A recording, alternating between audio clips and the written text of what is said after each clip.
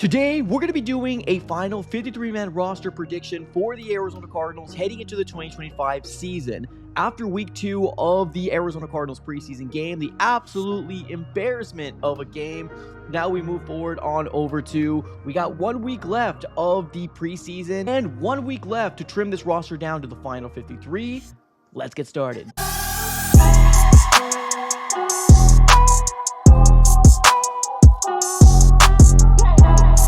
What's going on, everybody? Welcome back into another video. Definitely do me a huge favor, smack up that like button and subscribe for more Arizona Cardinals content. On this channel, we're covering the Arizona Cardinals news, breaking news, conversational pieces, everything surrounding your favorite team. So subscribe it up. It's absolutely for free. We are on the road to 18K. I cannot do it without you guys, so please do not be one of those guys that just love to hover over the channel and don't hit that red button. And make sure you put your post notification bell on as well, just so you're aware when we drop the next video or when we go live. All right, ladies and gentlemen, let's talk about it. The Arizona Cardinals week 2 preseason is now officially in the books, and usually I like to make videos of stock up, stock down, the aftermath, and I'm gonna be real. Like, after this performance, this beatdown of a performance by the Denver Broncos, I did not want to make a video because I feel like a lot of people's stock was down. Now, biggie takeaways that we can say is that Jacoby Brissett, I'm so glad he is our backup quarterback for the Arizona Cardinals because he can definitely move the ball down the field as opposed to Clayton Tune, which once we look at this final 53,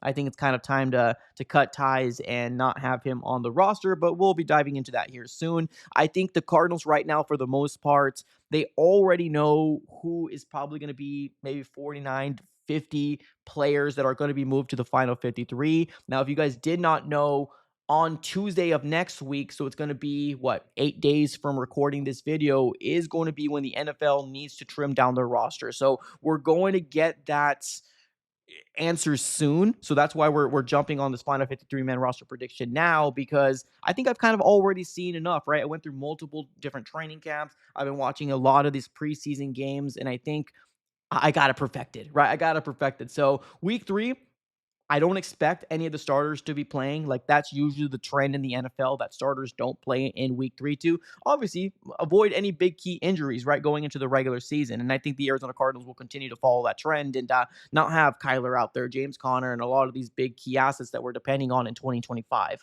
So we're going to see a lot of guys that you might not see in the 2025 roster in week 3 of preseason versus the Raiders, but we probably have about 1 or 2 spots open that people are really going to try to fight for a specific position or spot on this 53. So without further ado, let's go and dive right into it, ladies and gentlemen. Let's go ahead and predict the final 53-man roster, in my opinion. Now, if you have any qualms or any difference of opinions, definitely let me know here in the chat where you stand with this whole situation, and I would love to have a conversation with you here in the chat below. So let's go ahead and dive right into it. Like I mentioned before, I think the Clayton Tune era is over, and I do not see a world where he does come back onto this active roster. Now, will the Cardinals use him as a practice squad quarterback? Probably, right? Because every time you hear Jonathan Gannon, there's nothing but glowing remarks about him and his development, but we've already seen multiple different preseason games.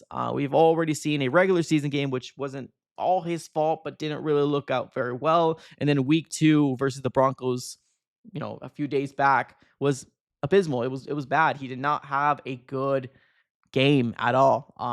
So yeah, I think what we're going to be doing is we're going to be carrying 2 quarterbacks in 2025. Kyler Murray obviously being your quarterback number 1, and then Jacoby Brissett being a very reliable backup quarterback. And I'm so glad that Monty Osfort ended up getting him, because I cannot imagine a world going into 2025 with Clayton Tune as your backup. So love it. Jacoby Brissett is going to be that guy. Now, moving on over to the running backs. I remember last year I was talking a lot of, oh man, Michael Carter. Those days to me right now are done, and it's obvious that I don't think Michael Carter is going to be making this roster. So I'm going to jump off my soapbox and allow Amari DeMarcado to cook here. And I've seen enough from him in preseason, maybe not preseason week number 2, because nobody really had a good game, but number 1, right, when he was playing a lot of Jacoby Brissett snaps, he looked really, really, really solid out there. So these are the 4 running backs I'm going to be rolling with. I got James Conner, Trey Benson. Those are going to be your two-headed duo running backs. I do think that Trey Benson is going to have an uptick of production this year compared to last year. Maybe we see a 60-40 split. Maybe we see 55-40 55-45 split. We don't know, right? We don't know how it's all going to work out, but yeah, these are going to be the four running backs. You got Amari DeMarcado at number 3, and then DJ Dallas for the sole reason of he is special teams, right? He's going to be your punt returner / kick returner. So that's why I have him on here as your number 4 guy, primarily special teams, but nevertheless, it is what it is. Let's move on over to the wide receivers. Marvin Harrison Jr., Michael Wilson, Greg Dortch, Zay Jones, Xavier Weaver, and Simi Fehoko. Now, the Simi Fehoko, it can be you can switch him out with Tajon Palmer. I think Tajon Palmer had a really, really good training camp, but he did not really look too great in preseason, while Simi Fehoko caught a touchdown. So I feel like that might be able to kind of sway the decision of the Cardinals. Now, before Simi Fehoko, I ended up having Quez Watkins on here as a guy that's going to be able to spread the field, right? Kind of your fast guy, but he ended up getting hurt and he was put on IR. Right now, there's no timetable on when he's coming back, so that's kind of really concerning. So I got Simi Fehoko in his place. And Xavier Weaver made the cut last year, although didn't have a lot of playing time. I do believe we are going to be trying to keep as much depth as we possibly can. But our top 3 wide receivers, Marvin, Michael Wilson, is probably going to be Zay Jones. We might be seeing Zay Jones / Greg Dortch, right? Kind of a split, which I'm okay with, but I do think that Zay Jones has probably done enough in training camp to maybe get most of the reps at the slot position over Dortch. So those are going to be how I think the wide receivers are going to shake out. Tight ends. Let's look at the tight ends here. Trey McBride, Tip Ryman, Elijah Higgins. That is not really a shock here. No real surprise. Trey McBride, one of the best tight ends in the entirety of the NFL. And most people that don't know his name, they're going to know his name a lot more this year, which you probably live under a rock if you don't know Trey McBride. But one of the, I guess, youngest uprising stars at the tight end position, Trey McBride. Tip Ryman, you're going to be your blocking tight end, but can catch the ball out of the backfield. Then you got Elijah Higgins, which he's a playmaker. If given the opportunity, definitely a playmaker. So I do believe that we're going to be carrying 3 tight ends for the Cardinals. I love what all of them can do, and it's going to continue to roll with it. The offensive line, I had a little bit of a tough doing this specific position, just like for the depth part of it all, because we're leaning a lot on guys that were kind of undrafted guys and guys that were just kind of signing off, or maybe late round picks that we have. But Christian Jones, we ended up hearing Jonathan Gannon say he's going to miss some time, so he's not. I don't think he's been put on the IR yet, but it does not seem like it's trending in the right direction for him to have a active start in terms of being on the 53. So that's kind of very, very intriguing. But as of right now, I made these moves in the tail end of the depth because of we don't know what's going to happen. Now, same thing goes for Will Hernandez as well, right? If he does not get removed off the PUP list before the 53-man roster cutdown, he needs to miss 4 weeks in the 2025 season. I don't think the Cardinals signed him to not activate him. Now, I don't think he's going to be a starter for the Cardinals from the get. I do think he's going to need some more time for more reps. But this is how I feel like it's going to shake out. This is where I'm the most murky, right? And specifically and especially within the last couple spots of the offensive line. But let's start from the very top. Paris Johnson being your left tackle. Evan Brown being your left guard, for Holt, your center. And then you got your right side, Adams, which has had a really good training camp. I'm really happy and excited for him because a lot of people were really scared about that position in the right guard. And I was like, just let Isaiah Adams kind of develop and let's see what happens. And he's so far done really well. Jonah Williams has looked pretty solid, way better than last year when he came back from his injury. So I'm excited to see what that front 5 is going to look like. Then you got your depth in Kelvin Beachum, Will Hernandez. And then this guy was just signed when we heard news of Christian Jones being hurt and that he was going to miss some time. Roy, I'm not even going to try to butcher his last name, but that guy. And then I also got Royce Newman as well. Of course, you could probably maybe put in John Gaines, a second in here, but I feel like John Gaines has not really done very much. Now, Hayden Connor, actually, now thinking about it, I just listened into the press conference of Jonathan Gannon, and this was after the Broncos game. He wasn't able to finish the game. And I'm talking about Hayden Connor. Hayden Connor was a late round pick and the only offensive guy that the Arizona Cardinals ended up drafting in this last draft class. So the reason why I didn't put him here is that he wasn't able to go back into the game. Now, if we hear news that, hey, he's fine. He's going to come back. I'll switch Royce O'Neal out with him real quick, right? But we're doing this right now on Monday morning where there's a lot of murkiness, right? Christian Jones, we've already heard he's going to miss time. We don't know exactly where uh, he's going to be landing in, right? So that's kind of where I have Royce O'Neal, or sorry, O'Neal, I apologize. Royce Newman, good Lord. Royce Newman on here. But Hayden Connor could be here. Could be here if we hear that he's going to be fine. So I guess what I should do, slash, like, it's really depending. If we hear that he's okay, it would be Connor here over Newman, right? So for what it's worth, there's that. Let's go ahead and continue to move down the list. We are moving on over to the defensive side of the ball. We're going to be starting off with the outside linebackers. I'm hoping and praying that BJ Ojulari comes off the PUP list here pretty soon, because if he doesn't, he also needs to miss 4 weeks to the start of the 2025 season. I'm just hoping that they're being cautious with him and that they are going to activate him so we have him as an available body on the outside as our rotational guys. But this is how I feel like it's going to shake out. Zaven Collins, BJ Ojulari, Josh Sweat, obviously being your big thumper down there. Xavier Thomas, I feel like has had a really, really good training camp / preseason, the exception of week 2, but everybody had a bad game in week 2. Baron Browning and then Jordan Birch, which had a really crazy week 1, but everybody didn't have a good week 2, just kind of how it goes. So this is how I feel it's all going to shake out here from the outside linebackers perspective. Let's go on over to the inside linebackers. Originally, I had 3 of them because I was a lot higher on Cody Simon than like a lot of people were, especially when we drafted him in, I believe, in the 4th round this year. But I saw Cody Simon I was rewatching the film and just kind of watching week 2. He looks like he needs a little bit more development. If I'm going to be real, it looks like he needs a little bit more development. This position here, the Akeem Davis Gaither position, is still the one I'm very, very concerned about, right? I love Mac Wilson. I think he's going to be a phenomenal player for the Cardinals and a real good find for Monty Ossenfort. But there's just so much unknown with Akeem Davis Gaither that I wanted to bring in another middle linebacker to kind of give us more flexibility of, okay, you never know what's going to happen here, right? So I got Keem Davis Gaither, Mac Wilson Sr., Cody Simon, as well as OP, Owen Pepo. So we got those guys coming in on the 53 in the middle linebacker. Like I said, originally I had 3, but seeing Cody Simon and seeing Akeem Davis Gaither, I wanted to add another guy in there as well. So OP is getting an opportunity to make the cut. Let's move on over to the defensive linemen. This is going to be your middle guys. Darius Robinson, Justin Jones, Dante Stills, Walter Nolan, still in the PUP list, but I think they're just being cautious, and I think they're going to activate him. Fingers crossed. Dalvin Tomlinson, as well as Calais Campbell. You can make an argument for Elijah Simmons, which is an undrafted guy.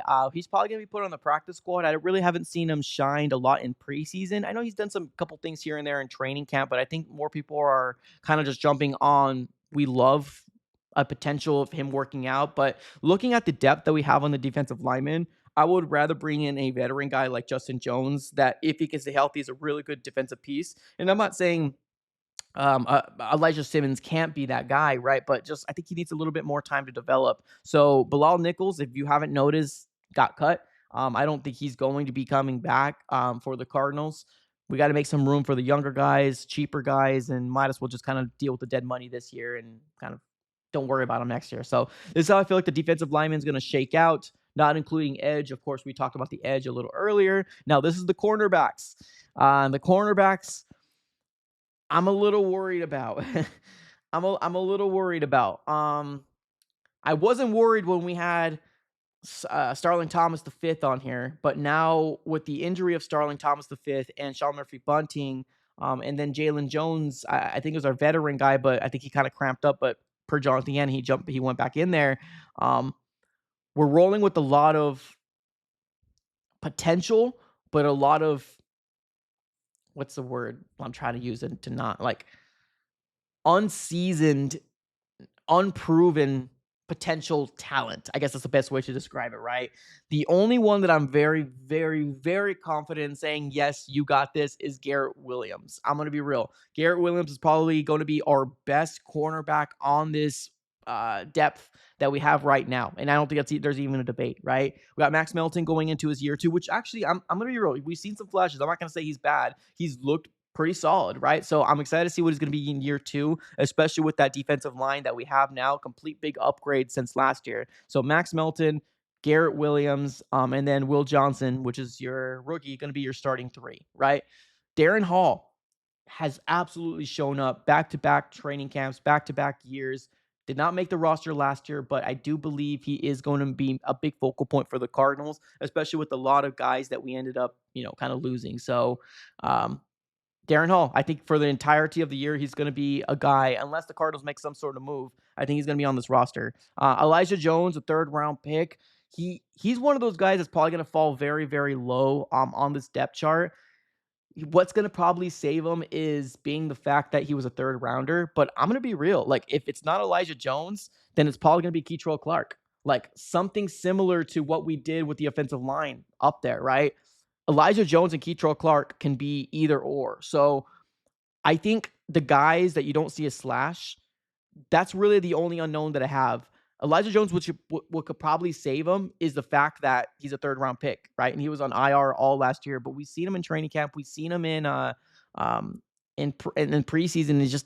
He hasn't really done very much to warrant a 53-man roster spot. Clark can give you some special teams, right? So maybe Keitrell Clark can definitely make it through over Jones because of the special teams. He won't be a starting corner for the Cardinals, but there's that, right? Then you also got rookie Denzel Burke.